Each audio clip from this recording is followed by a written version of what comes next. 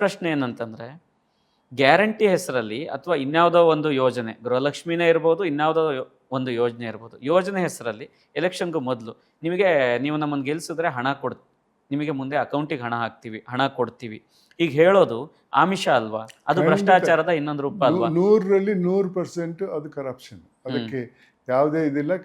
Representation of people's ಆ್ಯಕ್ಟಲ್ಲೂ ಕೂಡ ಮತದಾರರಿಗೆ ಆಮಿಷಕ್ಕೆ ತೋರಿಸಬಾರ್ದು, ಅವ್ರಿಗೆ ಯಾವುದೇ ಇಲ್ಲೀಗಲ್ ಪ್ರಾಮಿಸ್ ಮಾಡಬಾರ್ದು ಅಂತ ಇದೆ. ಅದಕ್ಕೂ ಮತ್ತು ಭ್ರಷ್ಟಾಚಾರಕ್ಕೂ ಏನು ವ್ಯತ್ಯಾಸ ಇಲ್ಲ. ಇದು ಸರ್ಕಾರ ಮಾಡುವಂಥ ಭ್ರಷ್ಟಾಚಾರ, ಅಧಿಕಾರದಲ್ಲಿ ಇರುವವರು ಮಾಡುವಂಥ ಭ್ರಷ್ಟಾಚಾರ. ಮಿಕ್ಕಿದ ಭ್ರಷ್ಟಾಚಾರ ಬೇರೆ ರೀತಿಯಲ್ಲಿ ಆಗ್ತಾ ಇದೆ.